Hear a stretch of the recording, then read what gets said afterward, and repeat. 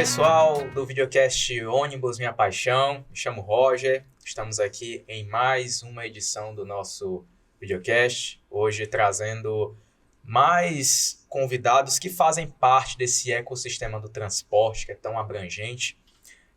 Primeiramente, apresentando meu parceiro mais uma vez aqui ao meu lado, o Wellington Cadore, do Ônibus Minha Segunda Casa. E antes de apresentar os convidados, vou apresentar aqui os nossos apoiadores.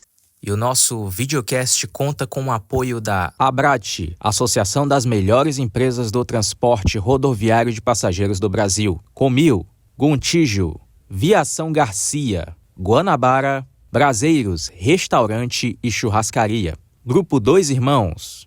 Agora vou apresentar aqui os meus convidados, senhor Lineu Jucá, médico. Cirurgião vascular. E exatamente. Com uma passagem muito importante no serviço de emergência por 35 anos. Mais um apaixonado por ônibus também. Ah, sim. Canilton Malaquias, Isso. Diretamente de Mossoró, não é isso, Canilton? Sim, Mossoró, no Rio Grande do Norte. Estou lá há 15 anos, sou filho de Fortaleza, no Ceará, essa cidade linda. E lá trabalhando na área da educação e com certeza nas horas vagas pensando em transporte também. Então, nós temos dois convidados aqui de áreas totalmente diferentes, mas que compartilham da mesma paixão, que é o ônibus, assim como nós, né, Roger? Com certeza. E eu vou começar aqui perguntando a vocês como é que surgiu essa paixão. Eu nasci numa cidade do interior, sertão central do Ceará. À tarde, eu ia ver o trem passar, que era o meio de transporte da época. Não existia o ônibus como tão forte quanto hoje. Como morreu o trem, o ônibus passou a fazer esse papel. Então foi essa leitura que eu tive de transporte coletivo. O trem morreu e o ônibus nasceu. Assim nasceu essa paixão. Não se explica o que é paixão. Paixão, você torce o seu time, ele está na lanterna e você não troca de time. Então a paixão é uma coisa inexplicável. É verdade. Depois eu fiz medicina e fiz um curso de medicina do trabalho no Rio. E um dos professores era médico da Cometa e da Itapemirim. Lógico que o meu orientador foi esse colega, professor do curso que eu fiz, de medicina do trabalho. E aí fui me envolvendo mais com essa leitura, com a beleza do que é o transporte coletivo. Depois, quando já formado, nós fizemos uma pós-graduação pela Escola Paulista de Medicina e eu quis levantar o acidente de moto, que aquilo me assustava. E saiu um bom trabalho, porque foram 13 meses de pesquisa, 3.300 pacientes estudados. Quer dizer, no Brasil não tem igual e dos 90 trabalhos internacionais, nenhum tinha esse N, nós chamamos em pesquisa. E nós encontramos muita coisa errada sobre o trânsito e isso me envolveu, porque um estudo desse, você tem que ler tudo. Quer dizer, eu li quase tudo sobre trânsito. Quer dizer, me apaixonei mais ainda pela questão do trânsito, pela questão do ônibus. Então, foi um outro fator que me fez ter essa leitura, de ter essa visão sobre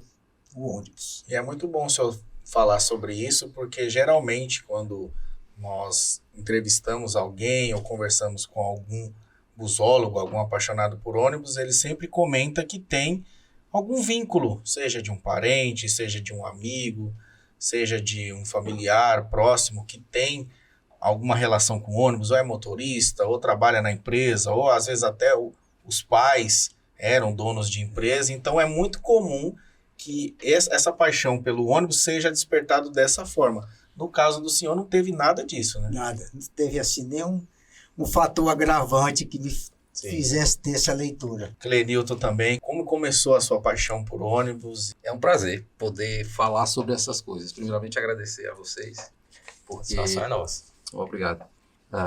Porque essa é algo que está lá, né? Paixão.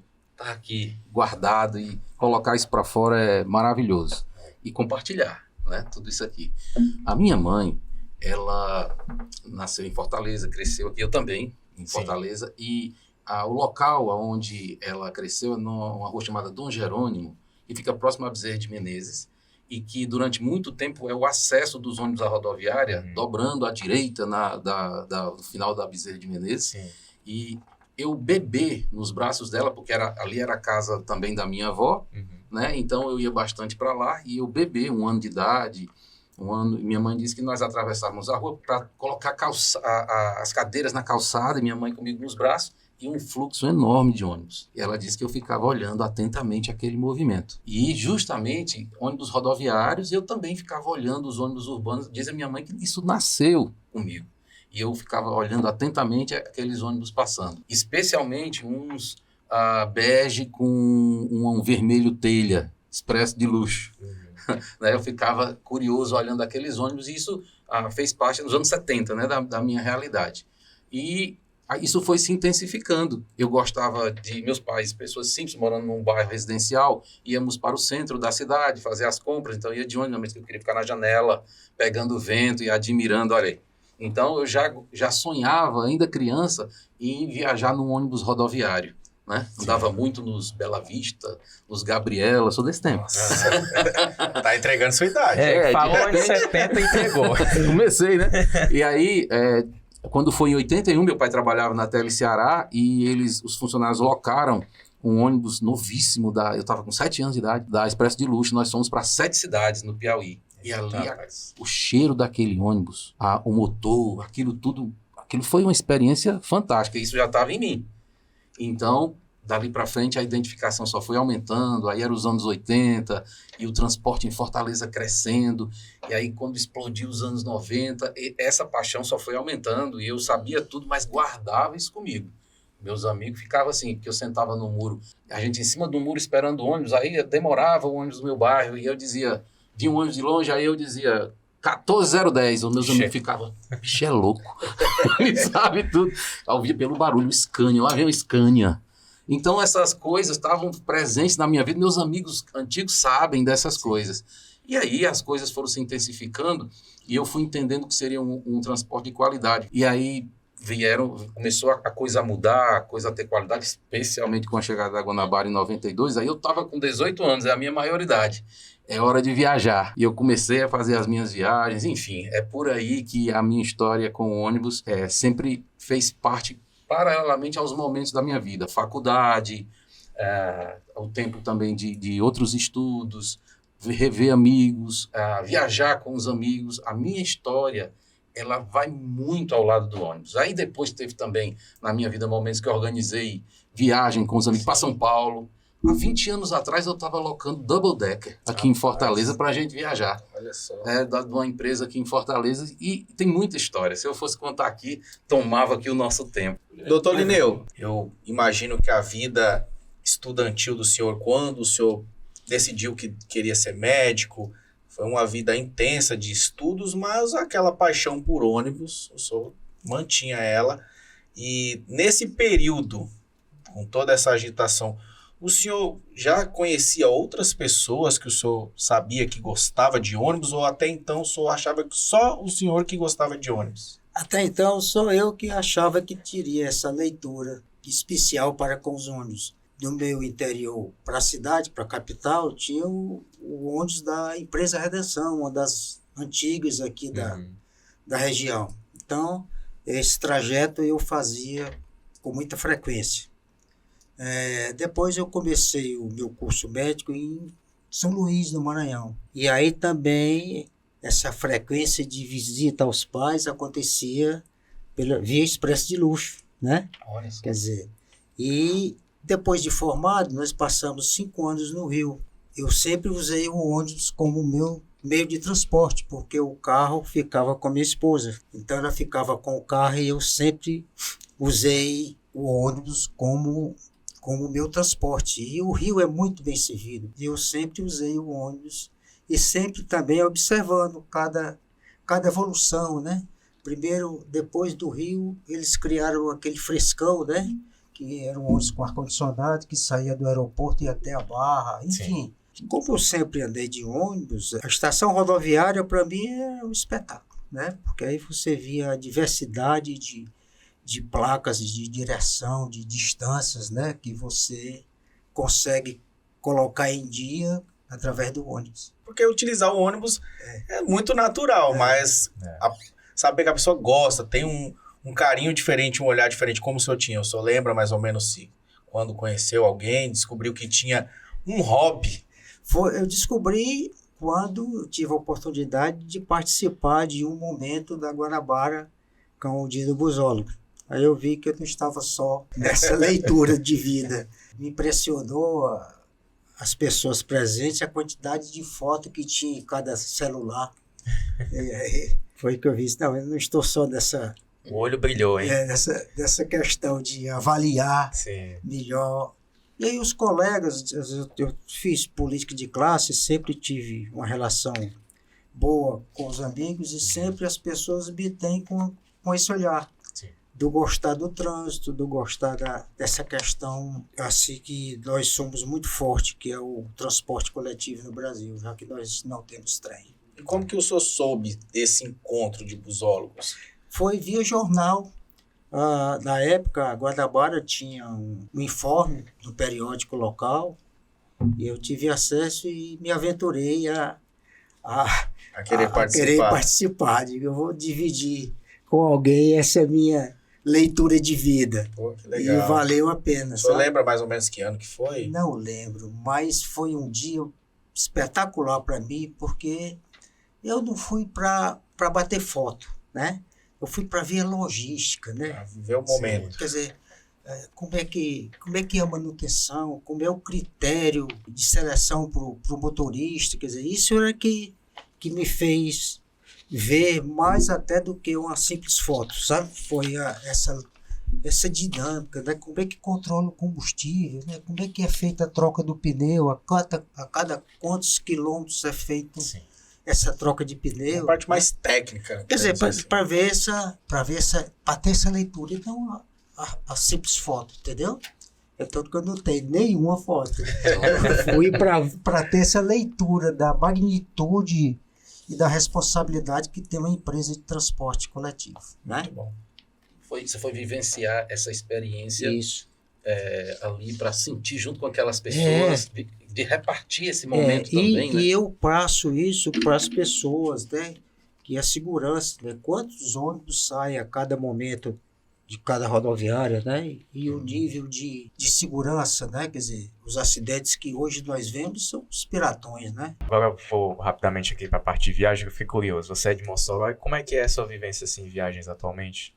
Eu vou contar sobre isso. Me deixa falar um pouquinho também sobre essa questão da história com o ônibus. Fica à vontade. Ele estava falando, doutor Neu, aqui, eu disse, eita, tem coisa que encaixa, outras coisas têm uma experiência muito única. Eu cresci num bairro onde tem uma empresa de ônibus urbano, e é o caminho da praia, né? É um bairro de praia e é o caminho da praia, o meu caminho da praia. Então eu ia para a praia para curtir, quando eu voltava, eu passava propositalmente pela rua da empresa, eu caminhava devagar para dar tempo de estar entrando ou saindo um ônibus para eu olhar o movimento, porque aquele portão era o portão secreto. Essa coisa de visitar uma empresa de ônibus não existia. Sim. Então isso, eu era um garotinho e queria muito ver a empresa que servia o meu bairro e eu não consegui. Uma vez eu liguei para o PABX, é o novo. Tava lá, aí o PABX, liguei, falei se eu poderia. Não é proibido, ninguém pode entrar na empresa e tudo. Primeiro contato um busólogo? Rapaz, aí. Eu liguei pro PABX da empresa para querer visitar a empresa, eles negaram. Tudo bem, vamos em frente. E aí a vida seguiu. Quando foi um certo momento, alguém ligou para mim, me ligou e disse: você viu uma reportagem? Teve um encontro de busólogos. Todo mundo sabia que eu gostava. Eu disse: o quê? Foi. Aí eu comecei a procurar. A informação não era tão fácil. E aí eu peguei a notícia que houve um encontro de busólogos na Guanabara. Diga-se de passagem, eu já tinha tido um contato com a Guanabara. Agora eu volto a esse capítulo para dizer. A minha identificação com a empresa, porque eu já escrevia pro SAC, falava coisas, né? Tinha uma pessoa que sempre me atendia, e uma vez até o Rodrigo me ligou, eu morava no interior da Guanabara, falou um assunto comigo, e ficou aquela conexão. E essa empresa, que eu já conheci já a partir dos meus 18 anos, ela fala com o cliente. O que é que ocorreu? Quando eu descobri que tinha esse encontro de busólogo, rapidamente eu entrei em contato com a empresa, e eles disseram: olha, ano que vem nós vamos fazer de novo. Aí começou uma contagem regressiva.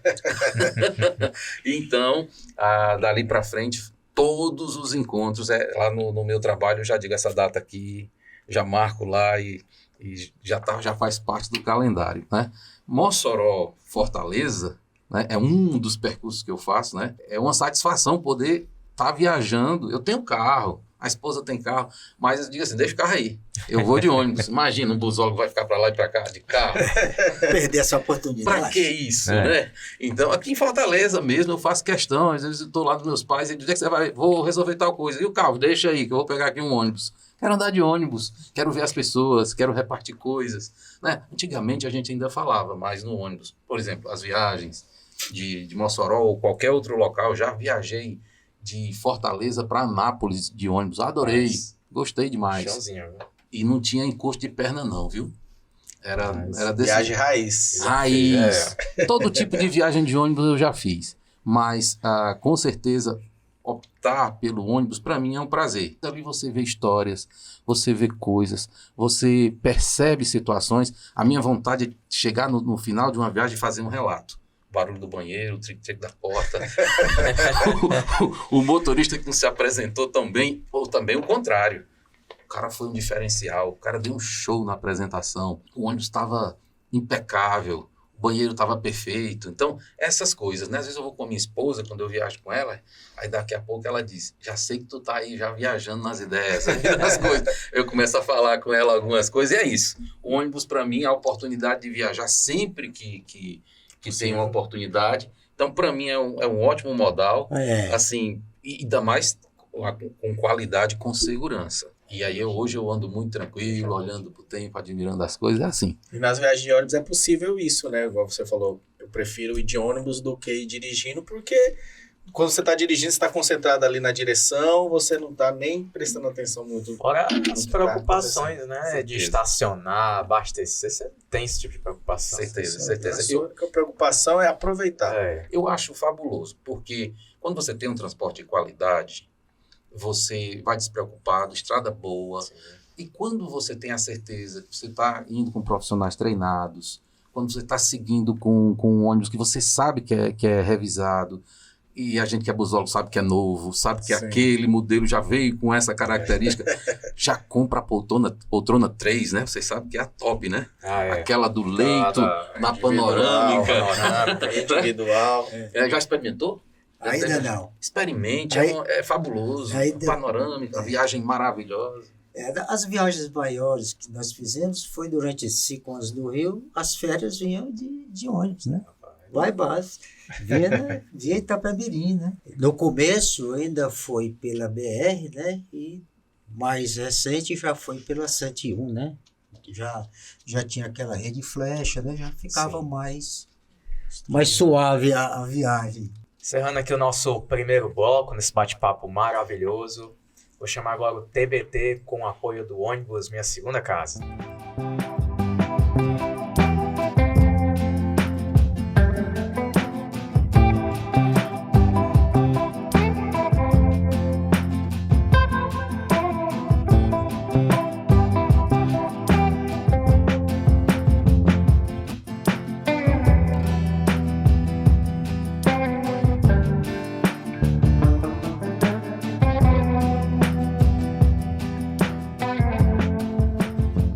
Iniciando agora o nosso segundo bloco, e o Clenilton estava falando as experiências dele, mas e o senhor, Reneu, como é que... Minha experiência de viagens mais longas foi nesse período de 5 anos que nós ficamos no Rio, e o retorno em férias era via Itapemirim, via de ônibus.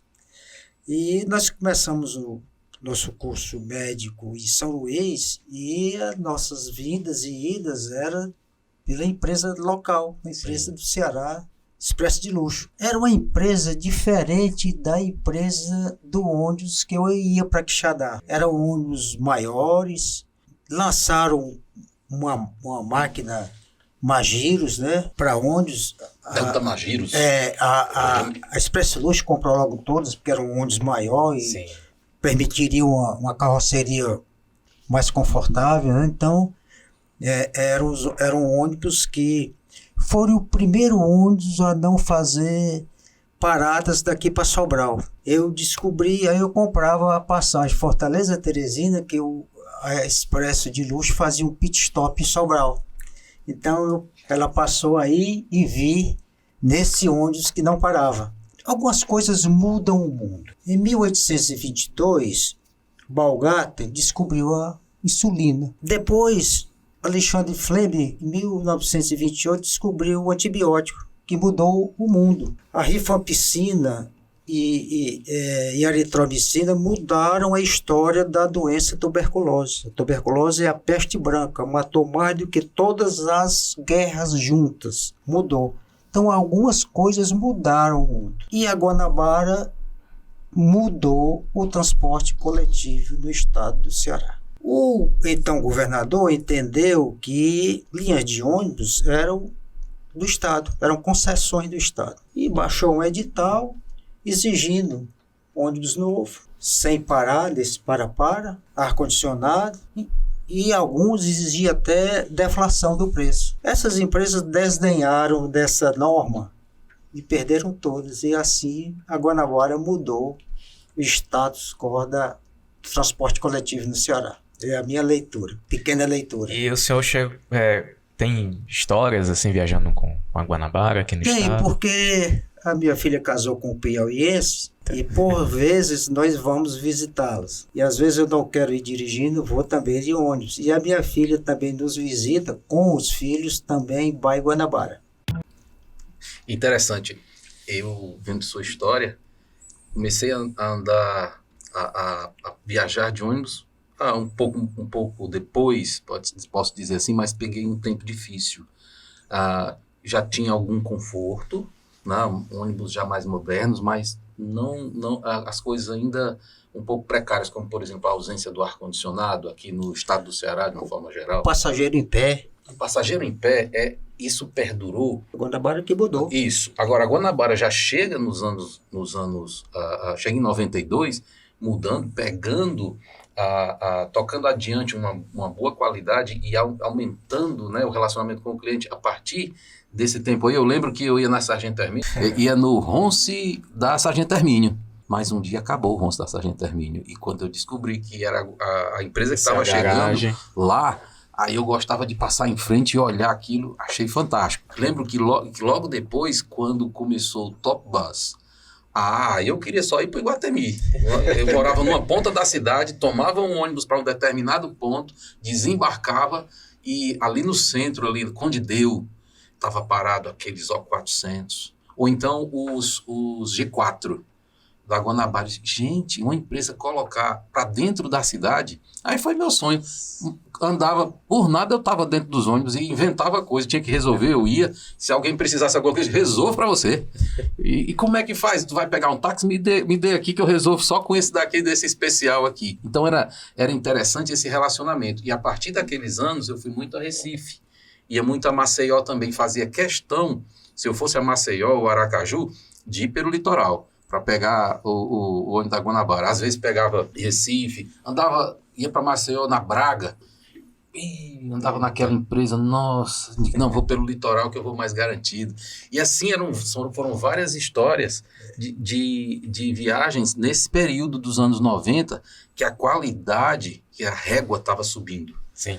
Mas interessante, vou só contar um caso de quando chegou 2009, que foi quando o governador, aquilo que o senhor falou, teve toda aquela resolução da licitação e tudo. E eu morava no interior do estado. E eu lembro que o consórcio Gontijo, Princesa dos Inhamuns, ganhou a concessão lá da Crateús, Camusim, Sobral, e eles ainda estavam ajeitando a logística e colocaram os ônibus grandes, né, aqueles ônibus maiores, trucados, nessas linhas. E eu lembro que subi a serra de voo lá em Camusim tomar banho de praia. Olha, eu lembro, acho que tenho essa passagem guardada, R$5 eu paguei para subir a Serra Grande, num ônibus da Gontijo. Coisas de 2009, e de histórias que a gente, como busólogo, tem para contar, que só deve ter muitas também, né? Vocês presenciaram a evolução do transporte. Por cinto de segurança, quer dizer, as pessoas não usavam, né? E até hoje, em algum interior, a pessoa diz, põe aí o 150, que é o valor da multa, né? Quer dizer, ele salva vidas, né? Eu lembro que dos meus 35 anos de plantão da emergência, depois do cinto, nós não tivemos mais lesões graves de face. Então, a importância do cinto no ônibus, que não existia, né? Não existia. Nem se você pedisse, teria ele instalado para você usar. Então, essa evolução, as carrocerias, né? As carrocerias, essa Marco Polo hoje é uma multinacional, né? Tem filiais no mundo todo, né? Essa Buscar tinha deixado de ser feita, mas eu vi... Ela voltou. Essas semanas atrás eu fui a Teresina e naquele ponto entre Sobral e Fortaleza, tinham 5 ônibus da Guanabara parados e eu fui ver, já voltou a ter, né? Que era uma carroceria diferenciada, né? Sim. Temos a Comil também, Comil, que inclusive os últimos ônibus da Guanabara, o Cama... Que não tinha, né? Exato. Agora esse Cama Isso. foi que eu vi que é Comil. E acredito que o senhor, nessa época aí que o senhor viajava, essas viagens longas, um costume que o pessoal tinha também na época, e era permitido, hoje não mais, era fumar dentro do ônibus. Ah, sim. Como eu sempre tive uma leitura contra o cigarro, então realmente me chegava a incomodar. Né, Eu imagino, né? O pessoal, antigamente as janelas eram de abrir, né? O pessoal fumava ali, até aqui no encosto do braço tinha o cinzezinho, né? Eram outros tempos. Buscar antes era de Elson, Era né? Nilson, isso, era negócio isso assim. mesmo. Isso. Ela depois Então eu lembro dessas carrocerias já da Expresso de Luxo, já com essa carroceria mais avançada, né? Digamos assim. E eu recordo, nas viagens que fiz, eu fui para Araripe, no interior do Ceará, pelo Rio Negro. Foi uma das primeiras viagens que eu fiz num ônibus rodoviário. E ela passava a noite toda, né, viajando. E eu lembro que saía muito cedo o ônibus, saía 18 horas, e pessoas levaram uma jantinha. Então, nesse tempo, janela aberta, e a turma abrindo umas latas lá de não sei o quê, e aquele cheiro tomando conta de ônibus. Farofada total dentro do ônibus ali. Vivi isso. Peguei, digamos, quase que a transição disso daí. Sim. Né, quando a Guanabara chega, ela sobe a régua, tudo no ar-condicionado, então o pessoal, de repente, gostava de comer muita coisa dentro do ônibus, a coisa foi mudando. Né? A coisa foi mudando nesse sentido. E eu recordo que nesse período, as pessoas também faziam, por causa do calor, isso gerava um comportamento diferente nas pessoas.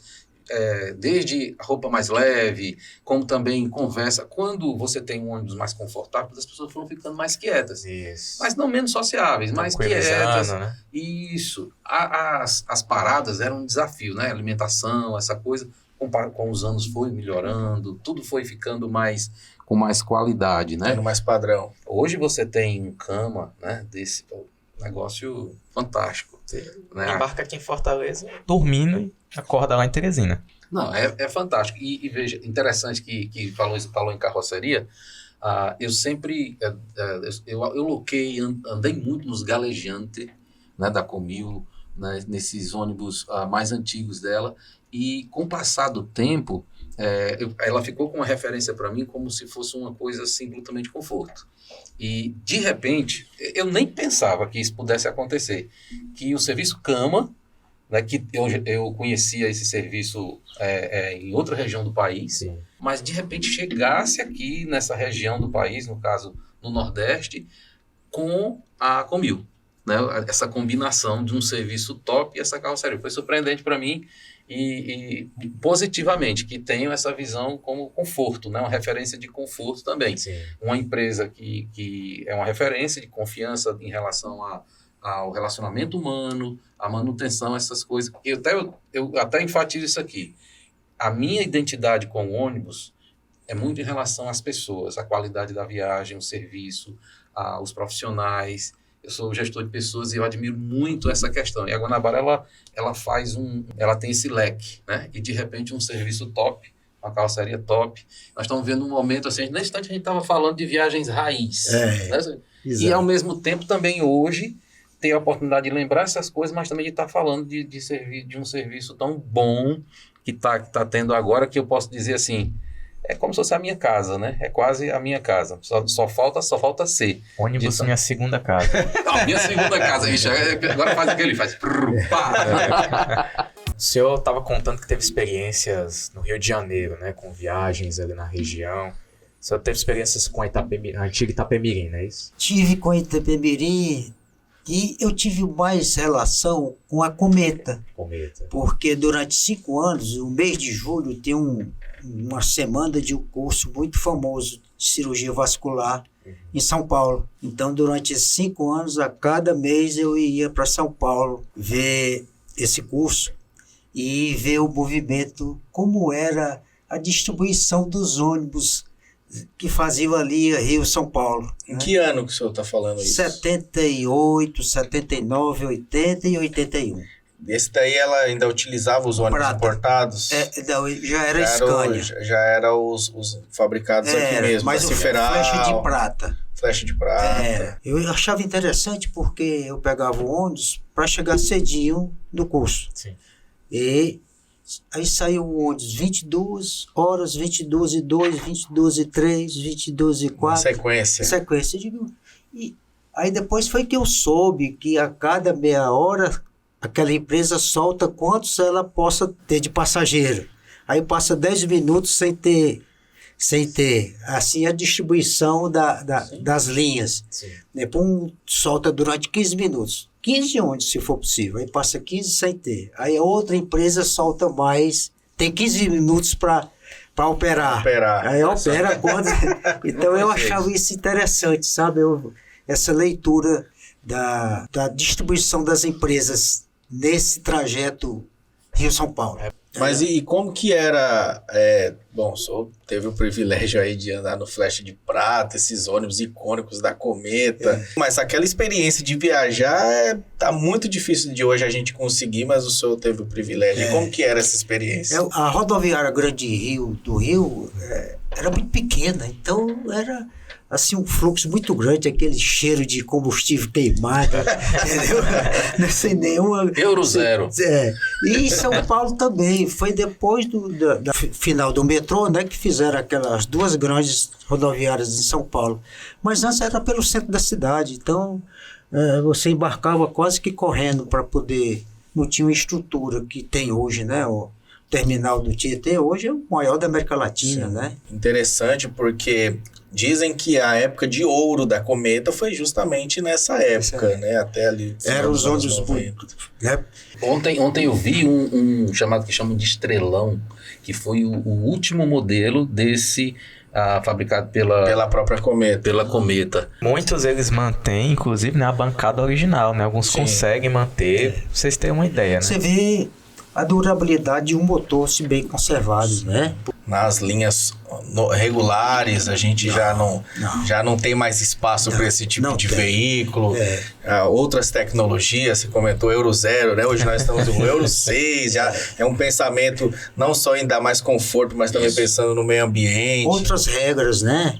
A evolução da sociedade, né? E o ônibus acompanhou muito bem essa evolução e da necessidade dessa compreensão de atender ao cliente com segurança, né? Eu que trabalhei com pronto-socorro, eu sei o que é um acidente, né? O setor segurança é uma coisa espetacular. Esse tacógrafo é uma invenção. Eu digo que depois da Coca-Cola é a melhor invenção do mundo, né? Porque ele rastreia, né, a velocidade, né? Rastreia o horário onde está, né?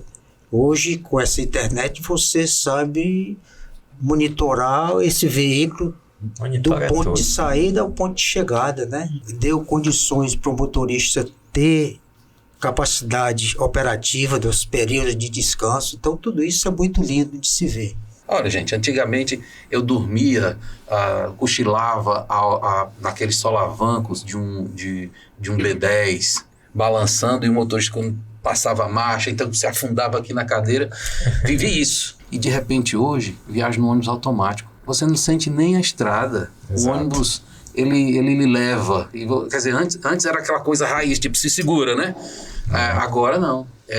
Você, seu cinto de segurança, conforto tá ali, visão panorâmica. É uma nave sobre rodas, né? É isso. Pessoal, o bate-papo tá maravilhoso, mas eu vou entrando agora no encerramento do nosso segundo bloco vou chamar aqui o momento Pioneiros do Transporte, com apoio da Abrat.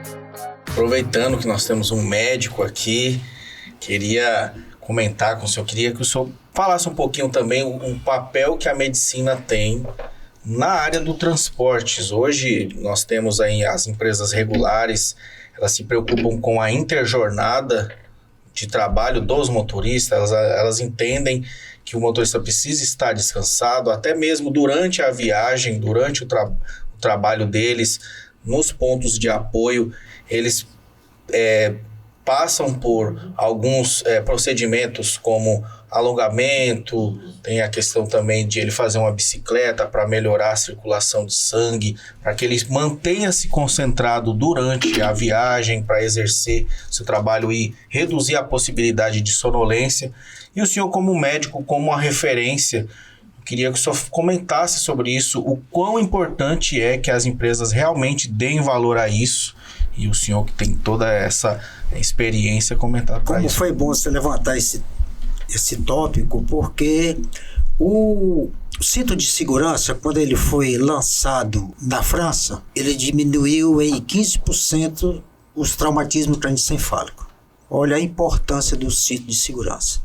O airbag, quando foi lançado nos Estados Unidos, diminuiu em 11% a morte no acidente de trânsito. Olha como esses equipamentos são necessários. E esses equipamentos, eles são muito bem cobrados e exigidos nas empresas legalmente constituídas. Você vê na imprensa acidente de trânsito, de ônibus, não das empresas regulares, mas os famosos que nós chamamos de piratões, né? Que o motorista vem exaurido por várias horas seguidas, sem pontos de apoio, nem sequer o cumprimento como o Ministério dos Transportes exige, do descanso regular, interjornadas, né? Então isso é fundamental. E é uma coisa que me deixou assim, muito satisfeito, foi quando participei desse encontro da Guanabara, do critério que ela tem para com seus motoristas. Até vários testes com o psicólogo para ter esse cidadão como seu funcionário. Então isso é uma segurança para você que usa o ônibus regularmente. E o senhor que fez estudos aí sobre acidentes, sabe que se a pessoa estiver utilizando aqueles itens de segurança, fazem muita diferença no caso de acidente. Não só para você, como para o outro, né? Então essa leitura da segurança do trânsito é louvável e necessária. Então, a segurança é uma coisa vital para a vida de todos nós. A gente trazendo ainda mais para esse nosso meio aqui do transporte, se o motorista não tiver descansado, o passageiro sem cinto de segurança, o condutor do outro veículo estiver alcoolizado, não tem nem habilitação, a chance de acontecer algo... Nesse curso que nós fizemos com esse professor que era da Cometa, eu acho que em 1975 ou 76 eles passaram a andar durante o dia com as luzes acesas dos seus veículos. Diminuiu assustadoramente o choque frontal.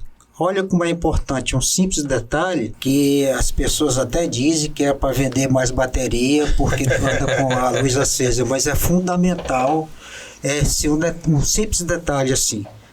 Para a proteção da vida, né? E o Clenilton, com certeza, durante as viagens, deve perceber também que o pessoal, apesar de ser orientado a usar o cinto de segurança, a não ficar andando no ônibus, o pessoal insiste nessa teimosia. E é importante também a gente ouvir essa ótica, porque passageiro, não também passageiro. Né? E eu me identifico como educador também, né? E gosto de ser cuidadoso com as pessoas. E não conto nos dedos das mãos, precisaria talvez de 10 mãos para lembrar aqui o número de pessoas que eu cuidadosamente pedi a elas para colocarem o seu cinto. Eu já pedi isso às pessoas, porque é algo muito importante. A vida é muito importante. Um ônibus, ele custa 2,5 milhões. Isso, a vida, ela não tem valor. E tem como mensurar não tem como mensurar, né? Um valor é inestimável. E a segurança é muito importante. Tem um ponto, uma conexão que eu faço na apresentação do motorista. Eu gosto muito de pensar que algumas pessoas precisam de um conforto emocional no início de uma viagem. Aquela apresentação, ela faz diferença.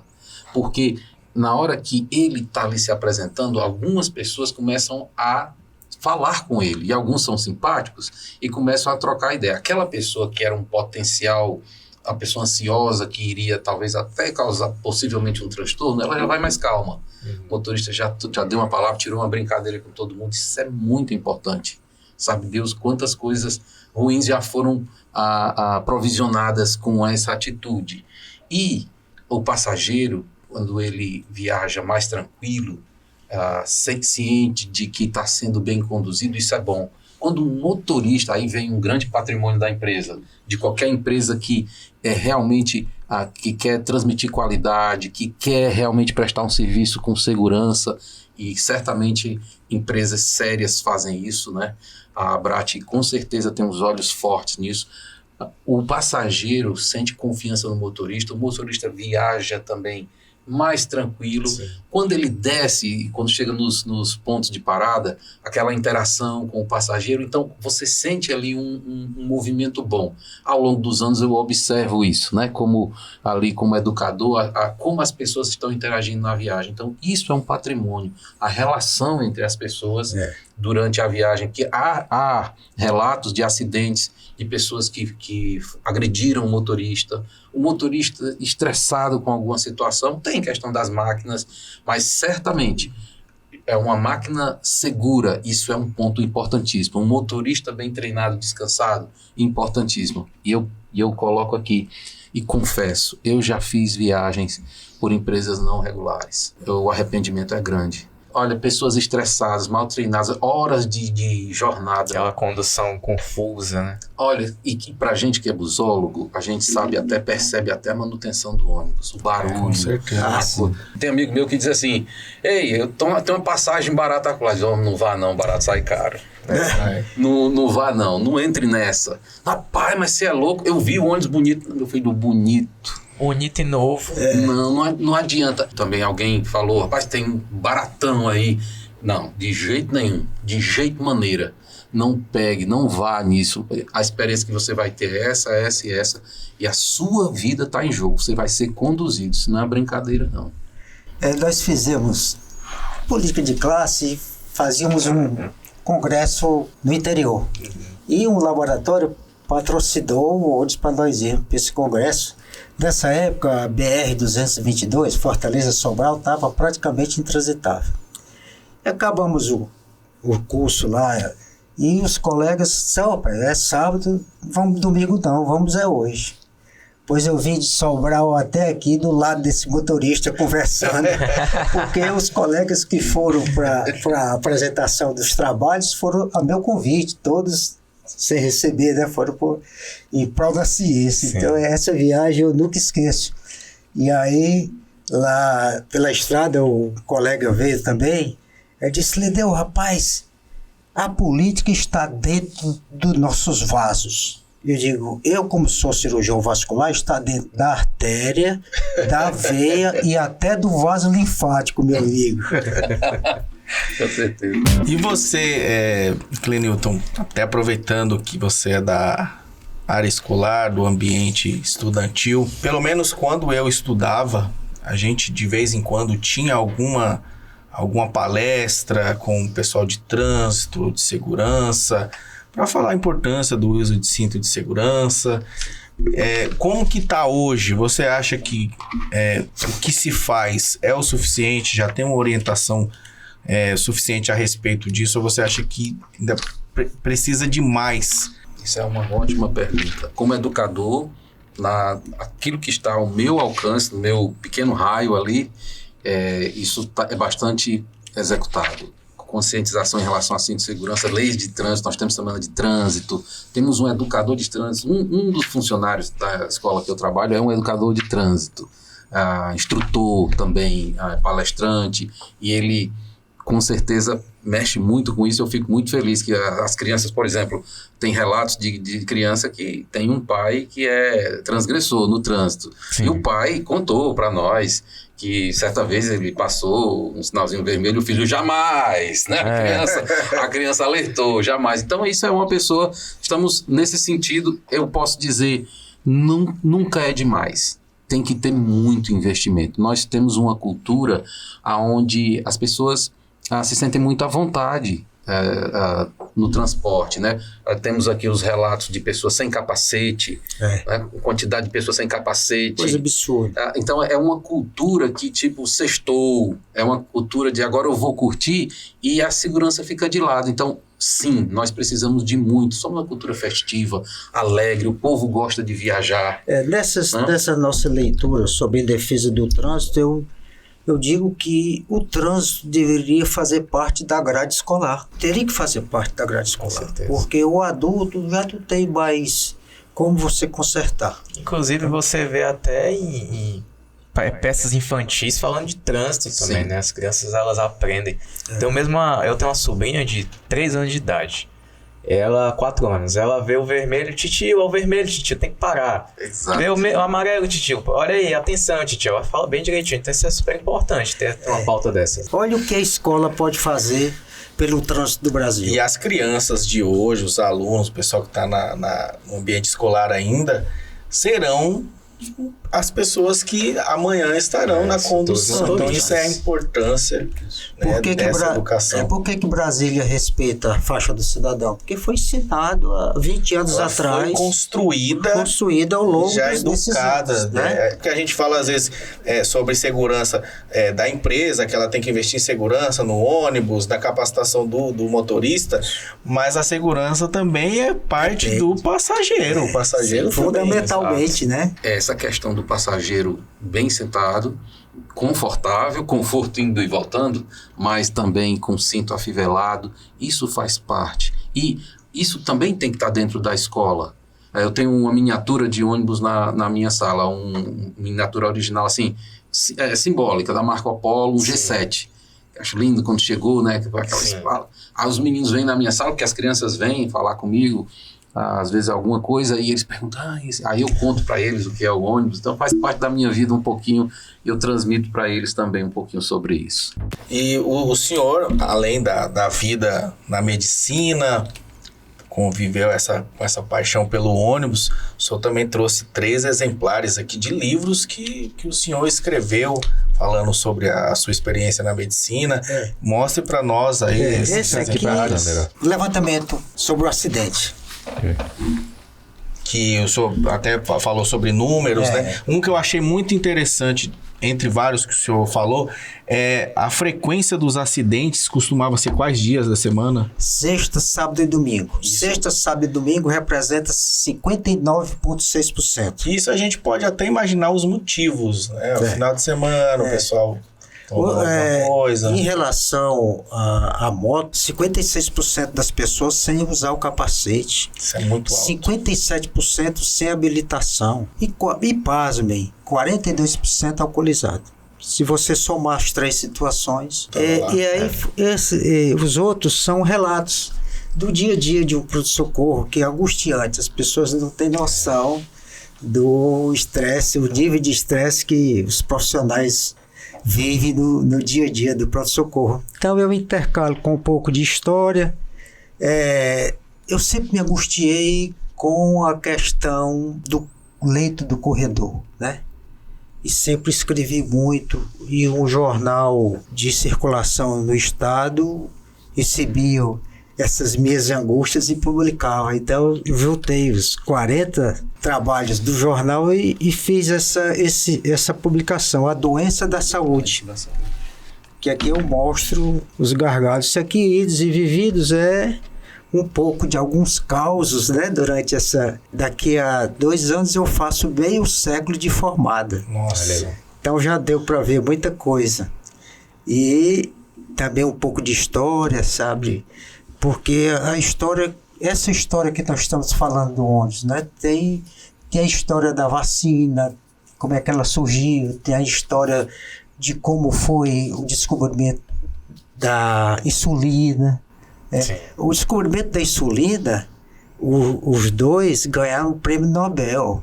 Mas antes do prêmio Nobel, eles trocaram o Tabef. Então, esse é um pouco... Tem as histórias.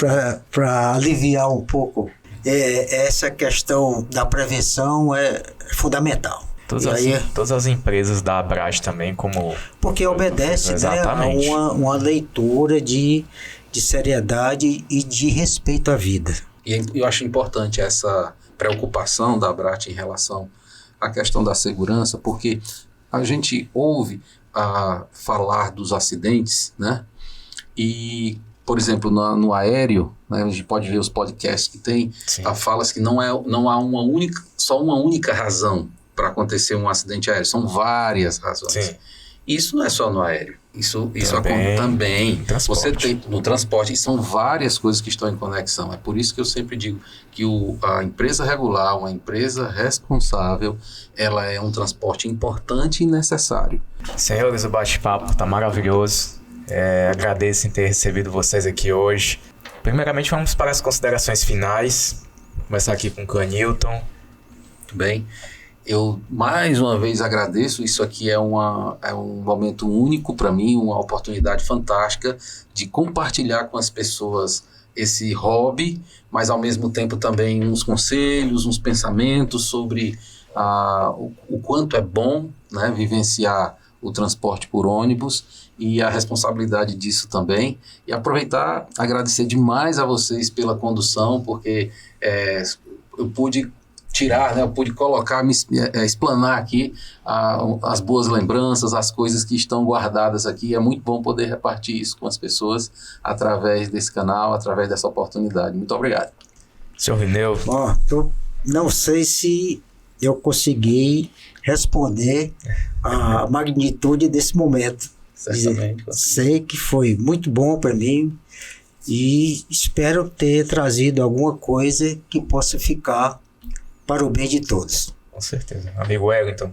Bom, Roger, a cada episódio, a cada programa que a gente tem gravado aqui e assistindo também os outros convidados que já passaram quando eu não estava aqui na bancada, é incrível o aprendizado que a gente tem, né? O Dr. Lineu aqui, anos de experiência na medicina, nosso amigo Clenilton aqui também na área de educação, apaixonado por ônibus. A gente está se conectando com pessoas que talvez a gente nunca conheceria, mas a paixão pelo ônibus, a paixão pelo transporte nos uniu aqui. Estamos aqui falando sobre ônibus, sobre as experiências, então estou muito feliz de estar aqui hoje mais uma vez. Agradeço o convite. E é isso, o propósito do nosso videocast é esse, é unir todo esse ecossistema, desde o busólogo, passageiro, gestor. Gratidão em ter recebido vocês aqui hoje. Pessoal, encerrando aqui mais um videocast, deixe o seu like, comenta o que você achou desse episódio, compartilha, inscreva-se em nosso canal, ative o sininho das notificações para receber novos conteúdos. Até mais!